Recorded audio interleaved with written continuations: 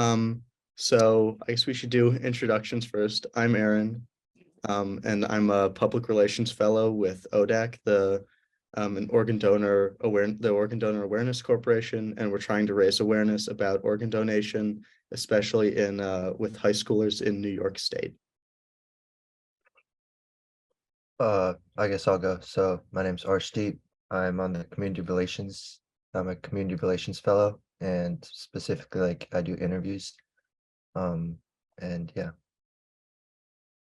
And I think today we just want to having a little fireside chat in honor of Youth Advocacy Month. So we wanted to ask you a few questions about how you got involved in youth advocacy, and we wanted to hear about some of your projects related to activism and just some of your personal interests. Absolutely, yeah. So my name's Evan. I have worked for the Youth Coalition for Organ Donation since 2017. So we're coming up on 6 years or so. And that's been a group of, originally it was high school students, focusing on increasing organ donation through the traditional route of, filling out forms, filling out cards, and handing those out to classmates, and getting speakers to come.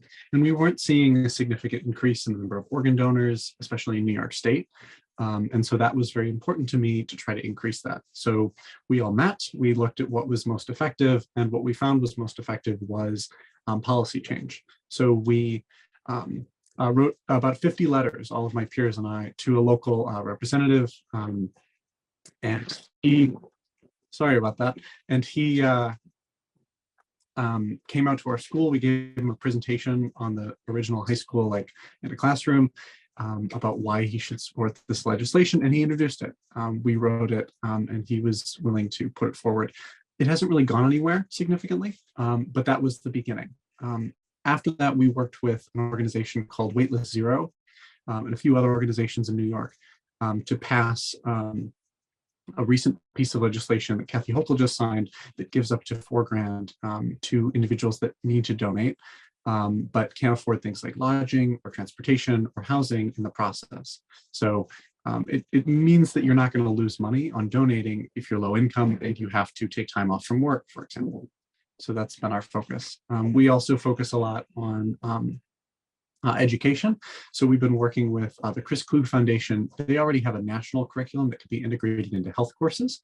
So we've been working with them to attempt a new version of the curriculum that's New York State specific, with New York State specific statistics and stories that could be introduced in a one-day program in health classes. And then we've been working with Bob Bennett, who used to be on the New York State Board of Regents, of trying to get this added to the New York State health curricula across public and private institutions in K through 12. All right, that's great. Arshdeep, do you want to take the next question? Yeah, for sure. So that's very interesting, and you could talk more about them if you'd like, but what I guess I'd want to know is what got you really into organ donation in the first place? Because a lot of people see statistics, but they don't go to the levels that you have in particular, with drafting legislation even. So if you could tell us a bit more about that. Yeah, it's a good question. A family member of mine had needed an organ many years ago, but didn't receive one. And so that got me interested, but I didn't think that it was possible to try to make changes. And I kind of put it out of my mind and moved on. And so when high school rolled around, I was enticed into a club meeting of Donate Life by Free Timbits in Buffalo, New York. There are a lot of those around. And so I went in, I listened in, I thought it was really interesting, and I got involved with that. And I continued because Donate Life connected me with all of these different stories of individuals that had, not just people that had received, but also people that had donated and were very happy with their decision. So, yeah. Thank you. Oh, go ahead, Arshdeep. I'm sorry about your family member who didn't get their organ. Yeah, I'll let Aaron take that next one then. Oh, I was just wondering if you could kind of describe the mission of the Youth Coalition for Organ Donation and some of your responsibilities. Yeah, absolutely. So we're unique in that we are a 501c4 instead of a 501c3. So instead of being a regular old nonprofit, we are a lobbying organization. So we are allowed to, under that tax code definition, we're allowed to advocate for political candidates or sign off on specific pieces of legislation and say, this is good. This will help increase organ donation. So it gives us a lot of freedom in what we do. And so we're a little bit more flexible in that way. And we're able to advocate for legislative changes that increase the number of organ donors, including education. So we're not just focused on like giving talks. We already have a number of partner organizations like y'all and like 1-850 in New York that already do a great job at that. So we don't want to step on any toes there, but our mission is getting youth focused on political advocacy through organ donation. And a really fun part about that is organ donation is one of those few things that isn't like partisan. Like you can be super into supporting organ donation, whether you're a Republican or a Democrat or a Libertarian, because no party has any real belief about it, which is disappointing because it'd be nice if we had more conversations, but it is also heartening because all of the pieces of legislation that are introduced are usually bipartisan and often unanimous. So, yeah.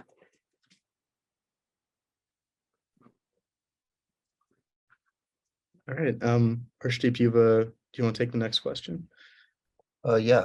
So as like I'm sure like a lot of people know at this point, like you started drafting this legislation. What were like some of the biggest challenges that you faced, like from peers at all, family members? Did you face any sort of backlash from that? And if so, like how did you deal with that? Yeah, absolutely. We faced a lot of backlash when it came from actually legislators.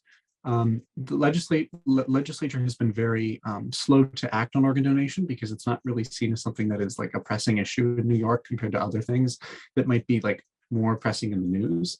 And so legislators are happy to say stuff like, oh, we really value this. This is great, and then not take action. And so that was a real pushback that we observed. Because there's so much inertia in state government to focus on things that are pressing and things that are time sensitive, you know, things like climate change and abortion and access to healthcare. And those are all very valuable. And we want to support that, but also we need to bring these other things that are often not discussed to the forefront. So educational reform around healthcare, educational reform around public health and organ donation awareness, especially among young people. So that's like a big thing. We also faced some backlash from members of our community that were concerned that our focus originally was on opt-out organ donation. So that was rather than going to the DMV and checking a box saying that you want to join, you check a box saying you don't want to join. And it's a small change, but if you've ever taken the SAT, you know it's very effective at getting people to consider things. So at the end of the SAT, they ask you, do you want to check this box if you don't want us to use your data for improvement of the SAT over time? And that's very effective. So we worked with legislatures to, the local legislator we worked with was very into like health freedom and health policy advocacy. He was a Republican, very conservative. And so we viewed that as like our stamp of approval. If we can make it through him and get his support on this, then it's probably acceptable. So we had all these safeguards in place, like, oh, you know, they're going to have to tell you in person. They're going to look you in the eyes and say to you, this is the policy. It's not going to be for anyone that's not getting a driver's license. So it's not going to potentially add anyone to the registry that isn't mentally or physically fit. You know, it's only going to be at the DMV. And so it's not going to be in other places where other people might be able to get access to government documents. So we had all these limitations. But just hearing, you know, it's possible that someone might be added to the organ donor registry that wasn't aware of it. It created a lot of concern. And so that was something in the community that we had to work through a lot of conversations with, you know, advocacy groups and religious groups and members of patients' rights groups to make sure that that was comfortable and everyone was happy with that. I think that's actually a great segue into another question I had, which is like, what are some myths that you've encountered with organ donation? Yeah, I think, you know, Donate Life of New York State talks a lot about, they used to focus on dispelling myths, and moving forward, they're trying to avoid like that kind of language, even bringing up myths. But I think it's still valuable to discuss in many cases. The things that you'll hear often in communities that are most impacted by organ donation, especially BIPOC communities, where people are less likely to join the donor registry. And because of that, people that are in need are less likely to be matched. And so, just the biggest misconception I've heard is that doctors are the ones making the final decision on whether or not you're eligible to be an organ donor, and therefore there's a conflict of interest that means that it's more likely that you will be pushed toward donating. So that was a misconception that was very difficult to overcome, especially in these conversations. But in discussions with young people and in discussions with people that hadn't heard that myth before, it was quite easy to dispel. And then hopefully they can bring that to their family members and dispel that myth as well. So is that sort of your goal, is to educate like the youth in an attempt to get like them to go to their families and sort of dispel like these myths that the older generations might have? Exactly. That's one of them. It's challenging because New York State is an outlier in a number of people that signed up for the organ donor registry. You all have talked a lot about this. You all have advocated for increasing the rate, but there's a lot of research into why New York State is so low, and no one can figure it out. It's not because people are not interested in being donors. If you just do a random poll of individuals in New York, New Yorkers are generally pretty positive about donation. So our thinking is that an effective way to get people to join the registry is not just through an opt-out system, because that takes many, many, many years, because everyone has to go through the license system. But getting these conversations among youth that are going back to their families, and then bringing this up with elderly people or middle-aged people that are going back to get their license renewal, that might hopefully increase the rate. But there isn't much evidence to suggest either way. So we're hopeful that works, and that's what our goal has been, but we don't actually know. Yeah, it's it's definitely a huge issue, and something we're trying to tackle as well. And I guess like in that vein of kind of speaking to a younger generation, and being a youth advocate yourself, I was wondering like what are some avenues of communication that you've seen as being effective to communicate to a young generation versus an older generation who might be less receptive to new information? Yeah, absolutely. I think that the biggest way that people can focus on increasing awareness is what y'all are doing through these conversations in high schools and middle schools and colleges with young people. I've worked with another organization that you may have heard of. It's called 1-850. They're based out of Buffalo, and they're focused on supporting a text line for organ donation. So what the idea is that after you give one of these large scale talks, you send a text to a phone number, and it sends you back the link to work with Donate Life of America and sign up right then and there. You don't have to worry about someone going and filling out a card and figuring out remembering the social security number and all of that. They can do that through the Donate Life website that is texted them through this phone number. So it's very effective at increasing this rate. And I think that our generation is very focused on advocacy and on social good and social policy. We've seen that with other organizations that are similar, like the Sunrise Movement and New York Renews. And so those other organizations that are focused on climate policy have shown us a real way for youth advocacy that is very effective. And so I think that our organizations can grab that kind of thing and use it toward increasing other life-saving measures that have to happen. So I like, you're very eloquent in your speaking and very motivational. I'll even admit that, say that. Thank you. What skills do you say, like as a leader of like this sort of movement, I'd say, what skills have you noticed that are especially useful to you in like motivating people and getting them to like basically convincing a lot of people to take such a big drastic step? Yeah, the biggest way is framing the conversation in a way that makes sense to them. So having a conversation and listening to them first so that you understand where they're coming from and why they believe what they believe. If someone is coming from a community where, they have a long-standing distrust of the medical institutions around them because those medical institutions have led to increasing rates of maternal mortality, or the medical institution denied the existence of chemicals like we saw at Love Canal, those communities are less likely to respond to a discussion of, oh, here's all the evidence that shows that this is fine, and here's all the data, because the data has often lied to them. So you have to frame the discussion in a way that makes sense to them, in a way that is going to the place where they're at. So in that example, you discuss organ donation that their community needs right now, organ donation that others in similar communities need right now, and ways that they can help on a personal level and connect with the physicians in their community that have moved in to try to make a better and more positive change. And advocates have moved into their community and made a more positive change. I was wondering if you had any advice for, I guess, people of our generation who see a problem and they're not exactly sure how to tackle it or how to get involved. Like, what was your journey into what you want to do, and what advice would you give to people who want to follow the same path? Yeah, that's a tough question because everyone's path is going to be a little different depending where you start. So if you start in high school, for example, it might be a lot easier because you can get your friends together. You can, if you wanted to do something advocacy related or policy related, you could write letters to your local legislator. And you might be able to get a faculty advisor to sit in with you and be a club leader and help organize everyone together, send out these letters and communicate with that person to come out to your school and your presentation. If you're focused on talking, like if you're focused on giving speeches, it might make sense at a high school level to ask that your, semester speaker be a student in it from a nearby school that received an organ or donated one. Or a member of the community that received an organ or donated one, as opposed to just a random motivational speaker that they might have like alumni connections to. So that sort of, basic start of get friends together and then push for what you believe in is the most important way forward.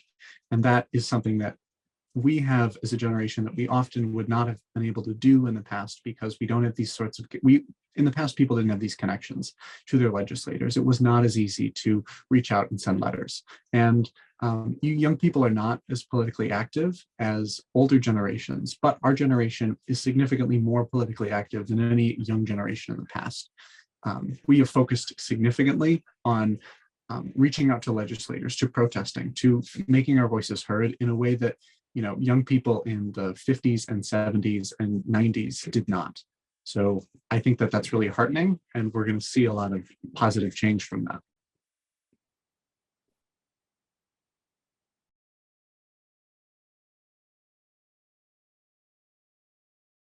Yeah, so mentioned like legislatures, that's like a very complex sort of system there, like representatives and all, and especially like with gridlock often. But how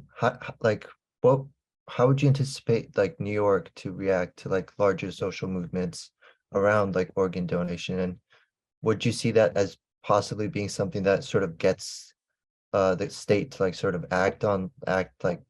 enact more legislation around this? Or do you still see like until the social movement really reaches that point, it's unlikely that legislatures will start passing more laws? Like, is this something that like youth have to we're gonna have to wait like for that time to get there? Or is this something that can reach before? Yeah, I think that New York State is in a unique position historically and currently to enact change on a state level and on a federal level. New York State has a long history of environmental policy that has been copied by the federal government. New York State has a long history of election policy that has been copied by the federal government, and climate policy that will hopefully be copied by the federal government.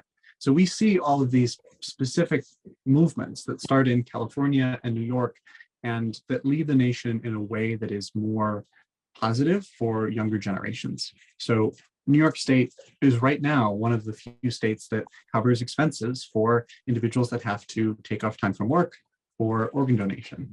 That policy is hopefully going to be replicated on the federal level through the work of Waitlist Zero and some other New York State-based organizations that are working on a national level. So right now we see that New York State is a testing ground for policy that is going to increase donation rates, and it is the most needed testing ground because it has the lowest rate right now. But hopefully this will mean that the rest of the country will be able to continue to be a leader in organ donation. Yeah, it's very beautiful. And previously you mentioned like religious groups, like how you work with them to further what role do you see like religious groups and community organizations playing in the future of spreading awareness about organ donation? Because sometimes I feel like a lot of misconception people have is that religious groups are often opposed to organ donation and sort of medical procedures as such.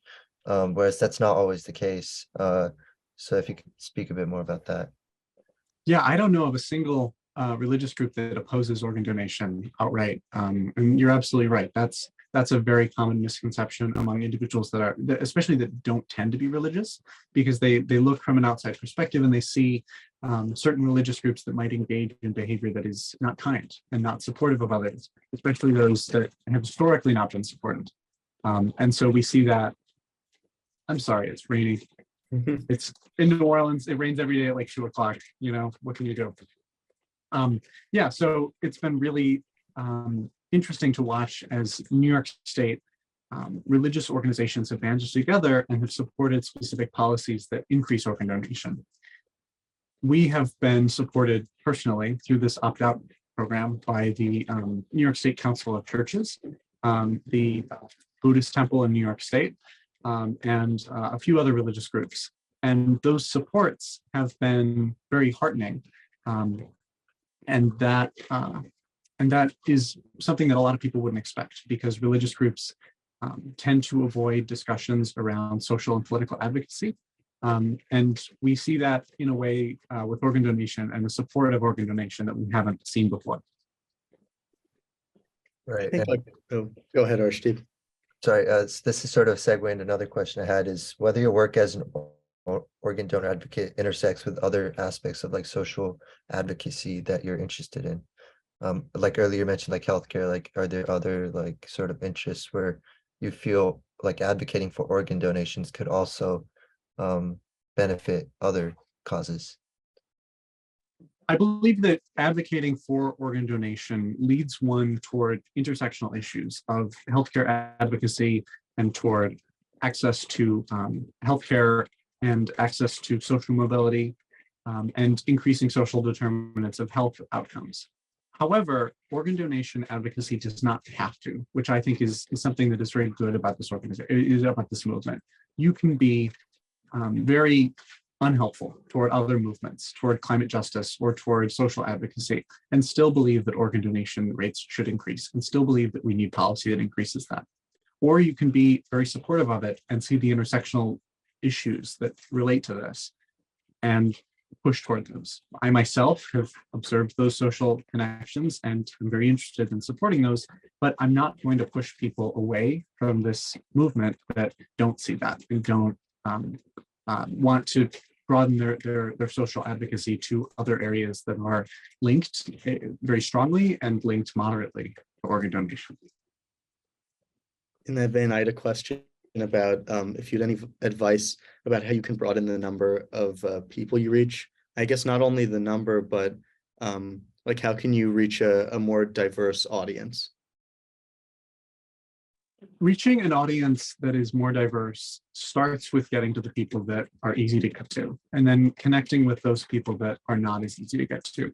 We recently received a letter from an elderly woman who had seen an interview with one of our members on a local news show, because that sort of conversation has to happen in a living room from a local news show rather than on a Facebook page or an Instagram page, or, well, we have a TikTok page, but it's pretty terrible. So, you know, these sorts of things have to happen in the medium that people are expecting. Hosting town halls is something that we'd like to get into significantly more, so that we can actually hear from people in specific small town communities across New York that don't usually get interfaced with from larger political advocacy organizations that are focusing on cities like Albany, Buffalo, and New York City.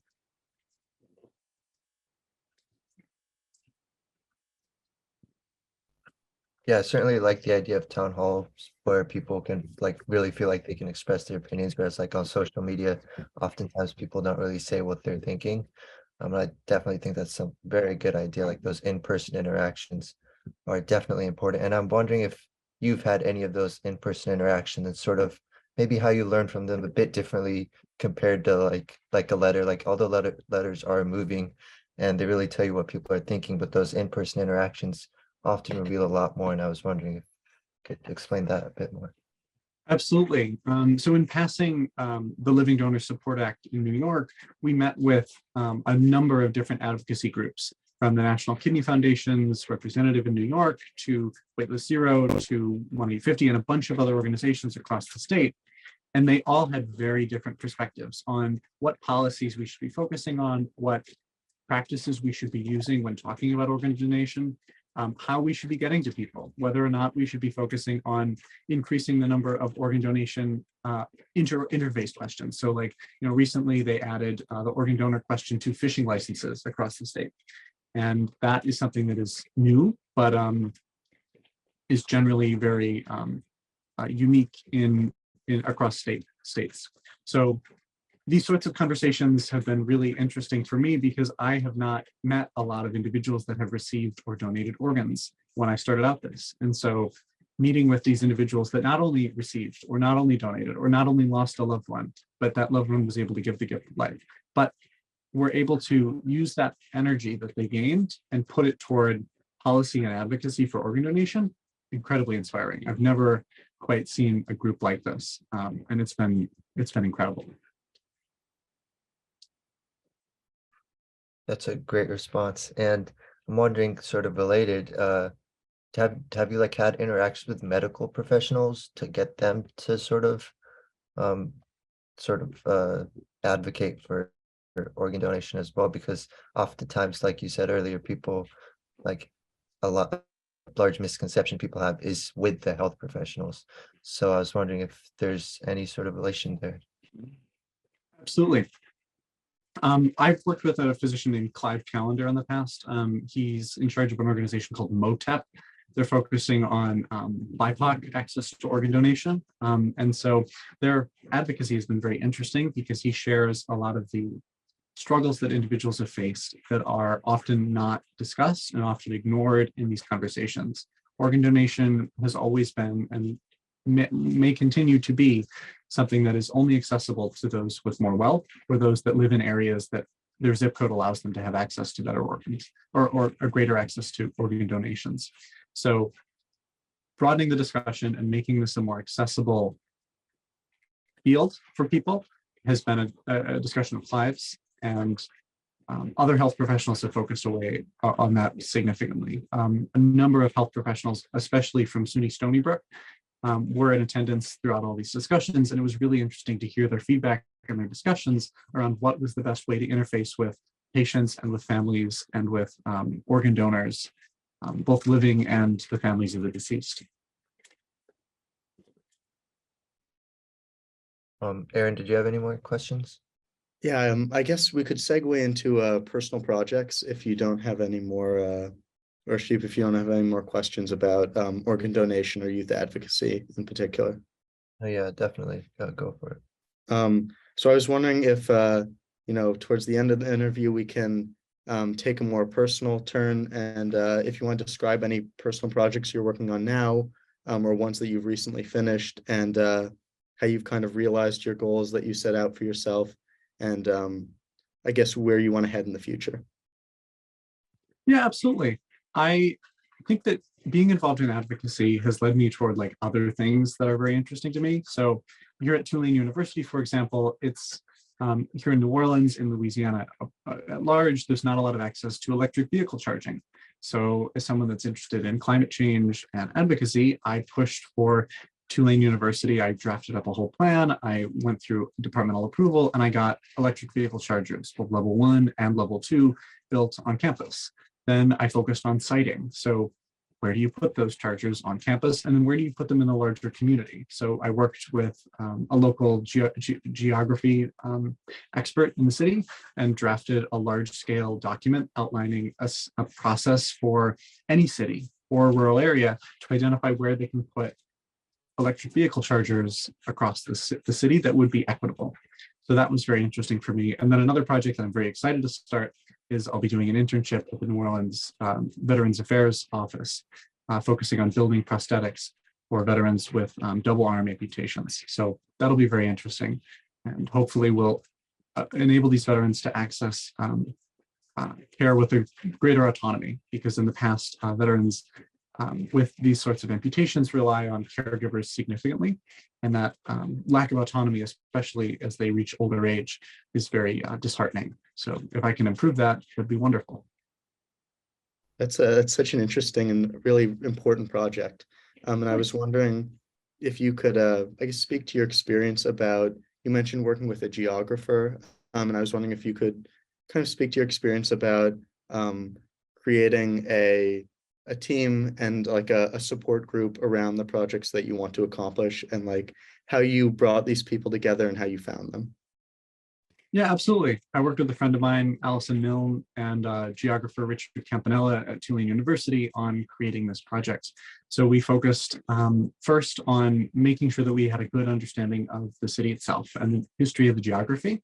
So I spent a number of hours with myself and Allie in the third floor of the downtown library here in New Orleans, looking at Sanborn maps, which are the original maps of the city from the early 20th century, and observing what the changes in settlement and changes in housing and road development were over that period of time. Then we worked with maps from the US Treasury Department and discussions with locals, especially in the Broadmoor community in New Orleans, to better understand what the needs were of these specific communities when it came to things like this.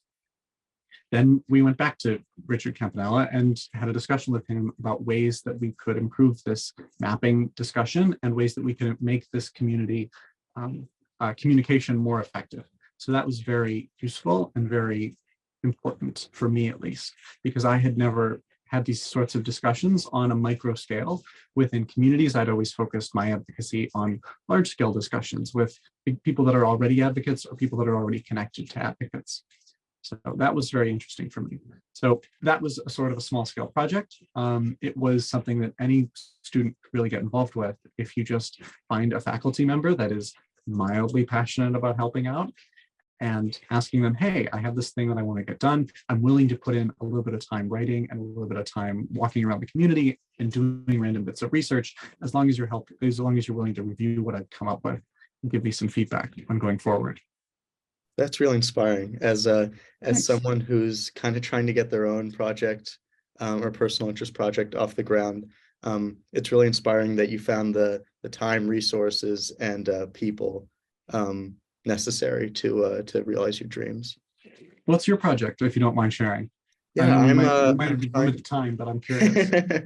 I'll be quick. I'm trying to do some research about the ways in which 18th century Bengali society dealt with harsh environmental conditions like monsoons, and maybe what we could learn from a society that learned to live with rather than trying to like engineer solutions to pressing environmental problems. Wow, that is relevant today, especially in New Orleans. So yeah, that's incredible. That's really interesting. Thanks so much. I'll let you know how it goes. I'm excited. Yeah.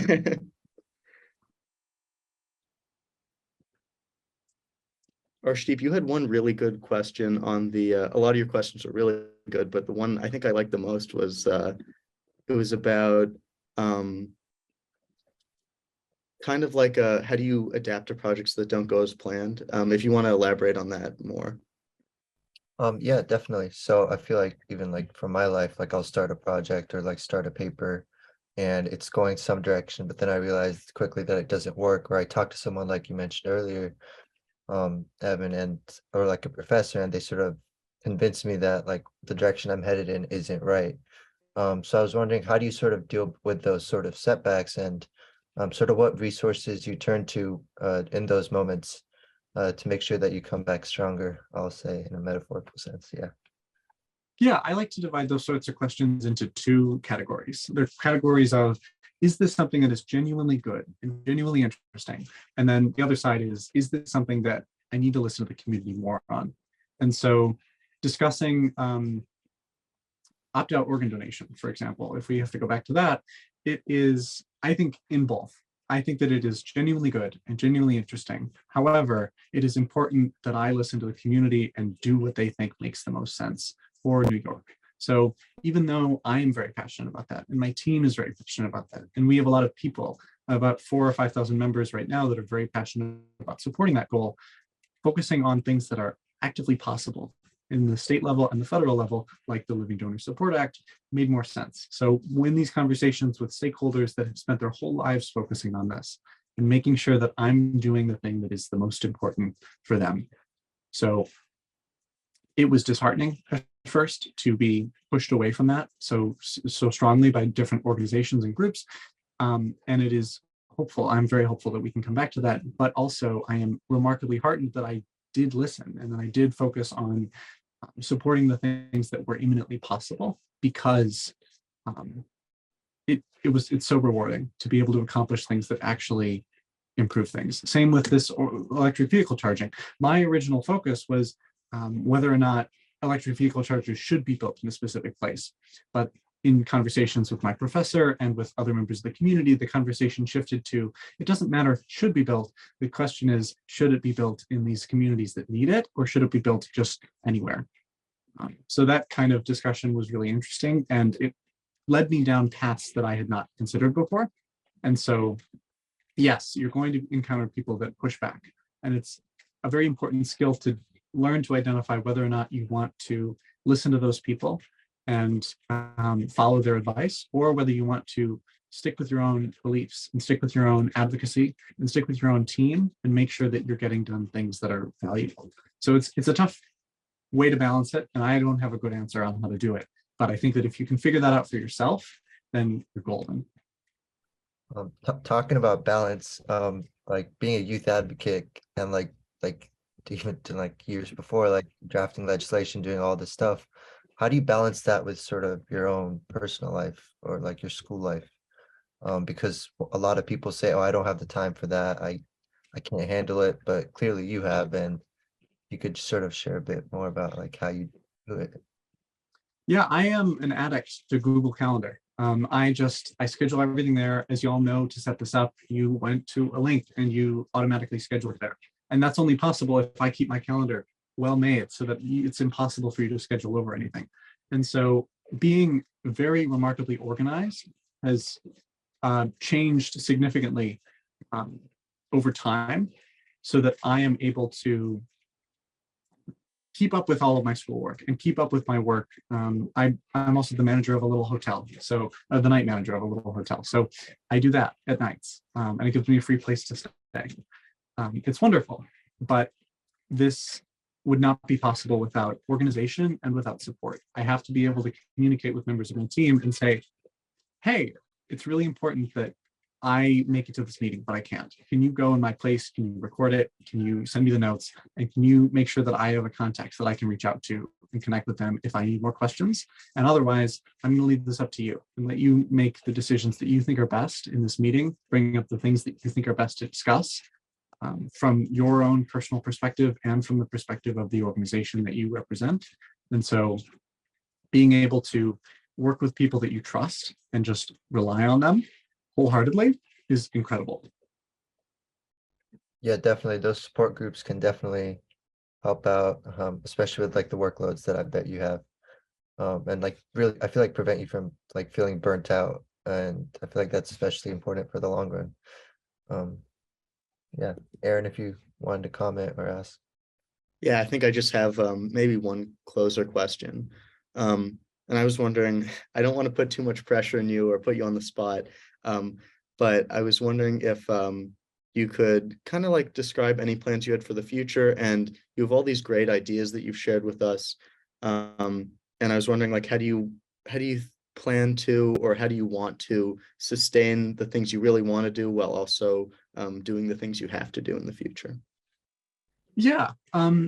A lot of people, this breaks down to a discussion of, can you take this thing that you're building and turn it into advocacy in your own personal life? And that's been a challenge for me. I know that it's going to be a challenge for a lot of youth advocates. But if I can take this and say, find a job in sustainability or advocacy consulting, that would be absolutely wonderful. If I can work for a company after college that focuses on supporting nonprofits, like what I came from, that would be absolutely fantastic. Or if I can turn this existing nonprofit into something that is a little bit more profitable, that would be absolutely wonderful, to take this into something that is sustainable without everyone having to work as a volunteer. I imagine you all are going through the same struggles with making sure that you can just, keep something going when it's not focusing on, outreach and development in the financial world.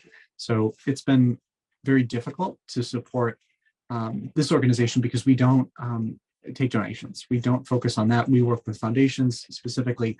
But for us, the big focus has been, we don't want it to even be possible that someone goes to our website and thinks that we are trying to charge money for joining the organ donor registry, or make someone think that there is a financial burden associated with it. So it's been a really difficult process to make sure that it's kept everything running while still focusing on youth advocacy and keeping that at the core of things. So yeah, if I could turn this into a real job, I would absolutely love to. But for now, moving forward, I'd like to find companies and nonprofit organizations that match closely what I want to do and work with them and lift them up, and then hopefully be able to bring that Youth Coalition for Organ Donation, or the YCOD, along with them.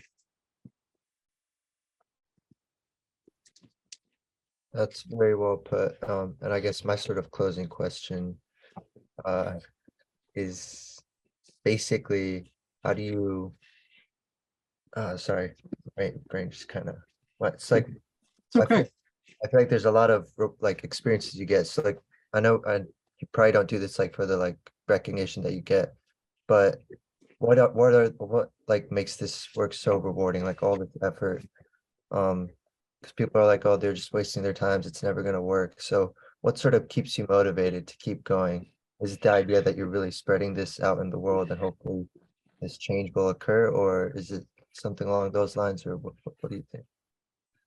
I think that for me, the biggest thing that keeps me going and that keeps my team going is the fact that there isn't anyone else doing this work, that there is no one out there at the moment focusing on policy through a youth lens.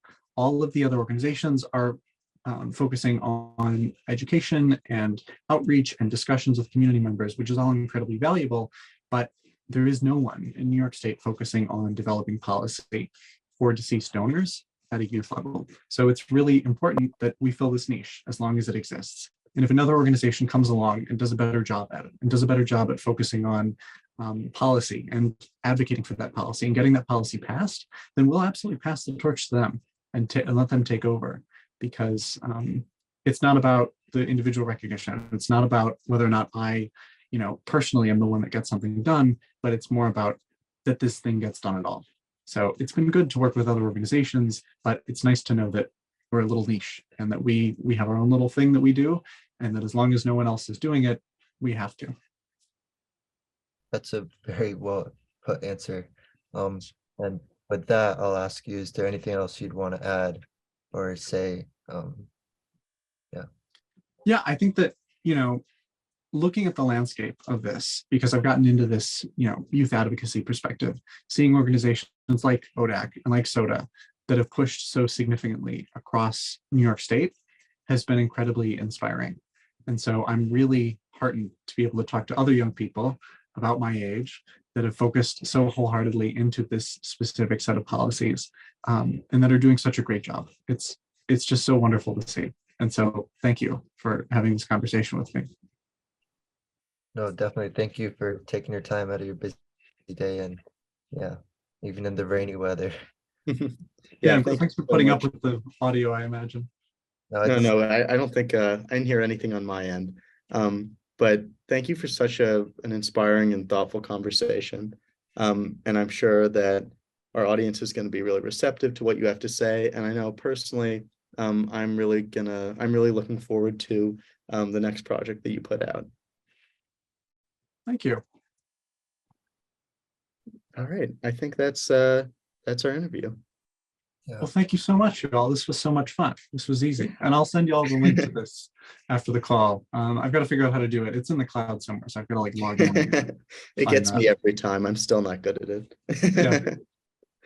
Nice. Well, thank you guys. This has been great. Yeah. Thank you for such like a inspirational but also like casual discussion. It's really nice to talk to someone else who's they have their path like more figured out for them, and you have so much experience and so many cool things you're working on right now. Oh, you know what I'm gonna do? I'm gonna drop my phone number in the chat. If y'all want to ever text me, feel free. I love talking to other young people in this organ donation space, and especially youth advocacy. You know, if y'all have anything you're working on, I'd love to see it.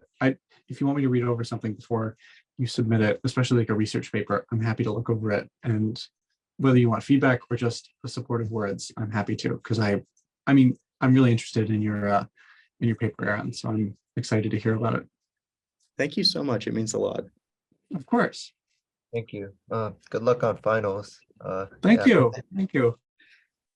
Oh, I've got one more hairy one coming up, and then it's smooth sailing from there. Almost done. Yeah. All right. All right. We'll see y'all. Thanks so much. Bye. Thank you. Bye.